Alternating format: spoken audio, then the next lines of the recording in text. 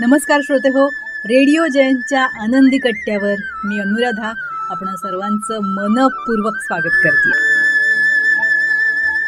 श्रोते हो, आजच्या आनंदी कट्ट्यावरचा विचार हा खास 50 ओलांडलेल्या आमच्या सगळ्या श्रोतृ मैत्रिणींसाठी आहे.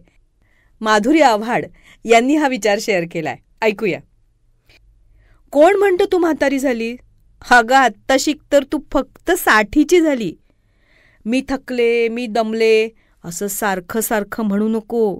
बाई ग, तुला विनंती आहे, बळच म्हातारपण आणू नको. सून आली, नातू झाला, नात झाली, जावई आला म्हणजे म्हातारपण येत नसतं. स्वतःकडे लक्ष द्यायचं सोडलं की मग वार्धक्य येत असतं. डाय कर नको करू हा तुझा व्यक्तिगत प्रश्न आहे. डाय कर नको करू हा तुझा व्यक्तिगत प्रश्न आहे. नीटनेटकं टापटीप राहा, अगं एवढंच आमचं म्हणणं आहे. बैलाला झुली घातल्यासारखे गबाळे ड्रेस घालू नकोस.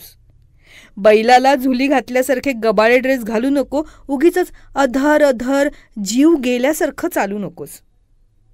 लोकांनी आपल्याला काही म्हणो, आपण स्वतःला सुंदर समजावं हा विचार फार छान आहे. लोकांनी आपल्याला काहीही म्हणो, आपण स्वतःला सुंदर समजावं. रिटायर्ड झालं, 60 आली तरी रोमॅन्टिक गाणं गावं. पोथ्या पुराणं, जप तप कुलाचार याला आमचा विरोधच नाही.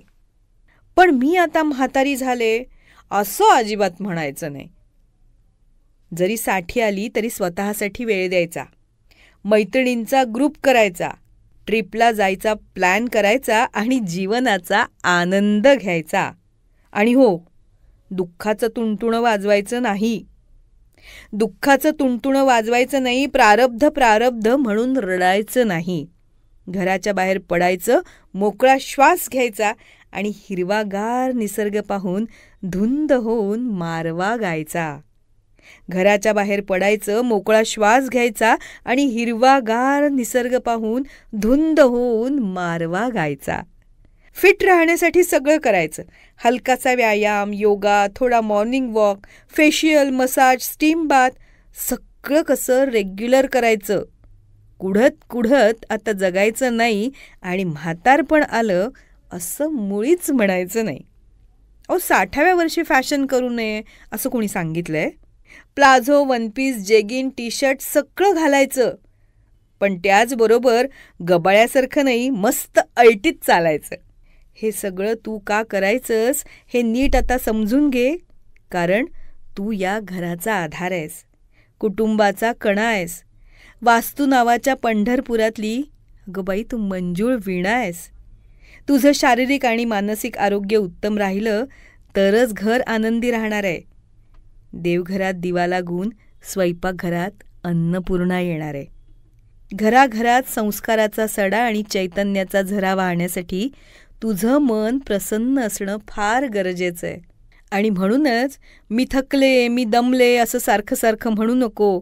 बाई ग, तुला विनंती आहे, बळच म्हातारपण आणू नको.